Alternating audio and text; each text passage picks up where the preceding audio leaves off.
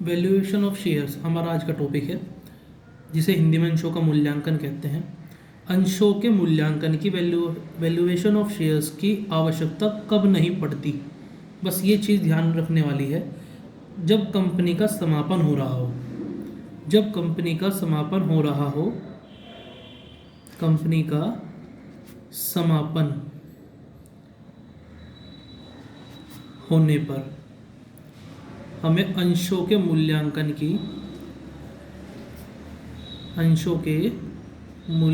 की आवश्यकता नहीं पड़ती।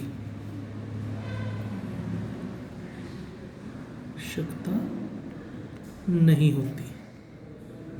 एक ऐसी सिचुएशन है जिसमें अंशों के मूल्यांकन की आवश्यकता नहीं होती। इसके अलावा सभी सिचुएशंस में वैल्यूएशन ऑफ शेयर्स आवश्यक होता है। अब कौन कौन से तरीके हैं जिससे हम शेयर्स को इवेल्युएट कर सकते हैं, तो वो देखते हैं। इसके 3 मेथड्स हैं। वैल्यूएशन ऑफ शेयर्स एक छोटे से चार्ट के माध्यम से समझते हैं।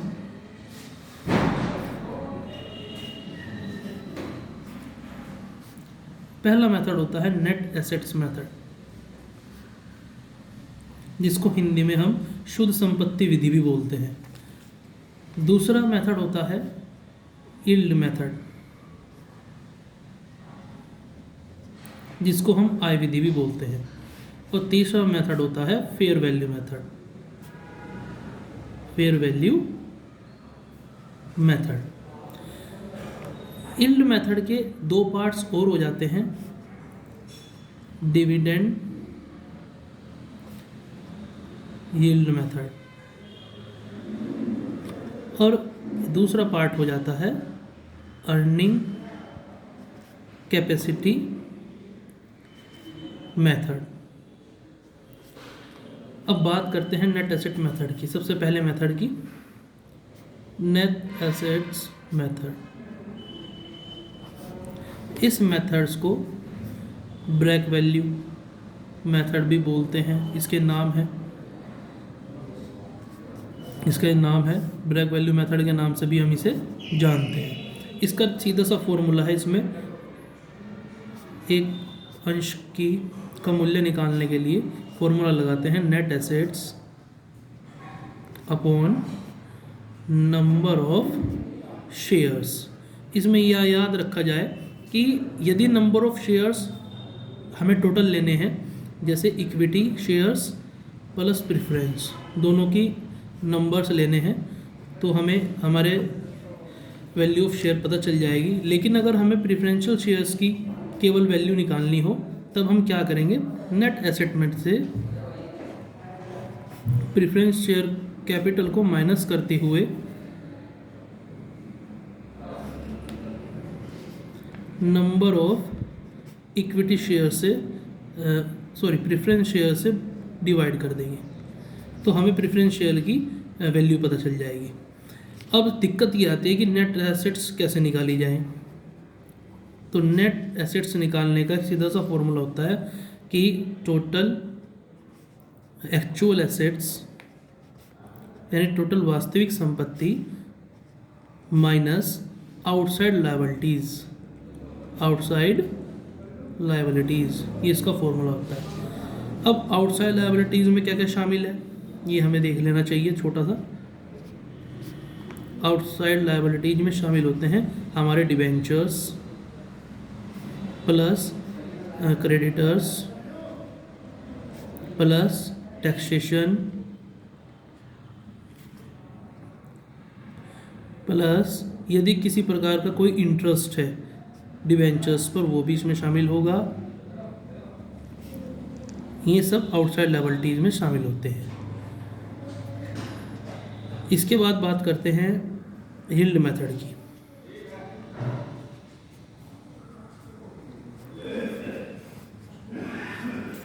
यील्ड मेथड में सबसे पहले आय विधि बोलते हैं इसको हिंदी में। इसमें सबसे पहले डिविडेंड मेथड लेते हैं,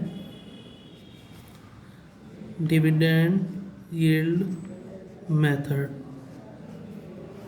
आमतौर पर यहाँ एक चीज़ बताने की ये है कि यदि कंपनियाँ कंटिन्यूअसली घाटे में चल रही हैं तो उनके लिए इस मेथड को अपनाना ज़रूरी होता है। इस मेथड को अपनाना वो सबसे पहले प्रीफर करती हैं जो कंटिन्यूसली घाटे में जा रही हैं।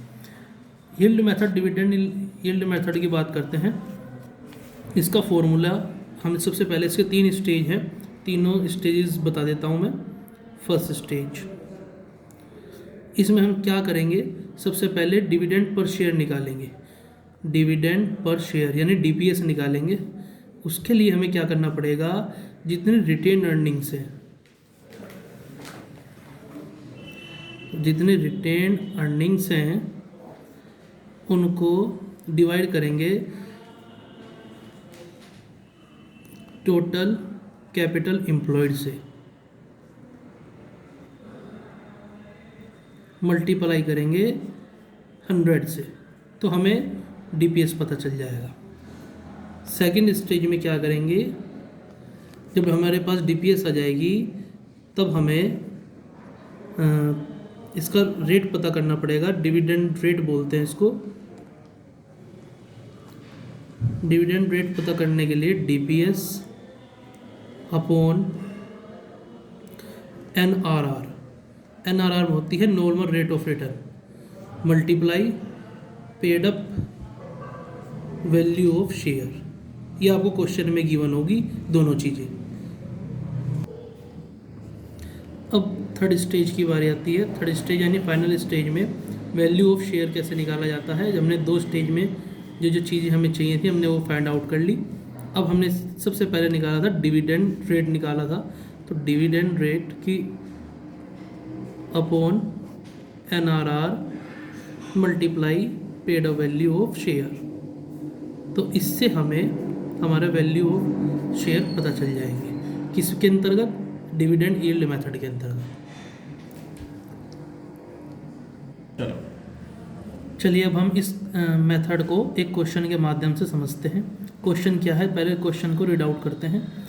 एसेट्स 3 लाख रुपए की है, लायबिलिटीज़ 80,000 रुपये की है और जनरल रिजर्व 70,000 रुपये के हैं। शेयर कैपिटल 2,000 इक्विटी शेयर हैं जिन पर पेड अप वैल्यू 50 रुपये है और 500 शेयर्स प्रेफरेंस शेयर्स हैं जिनकी जो फुली पेड अप है।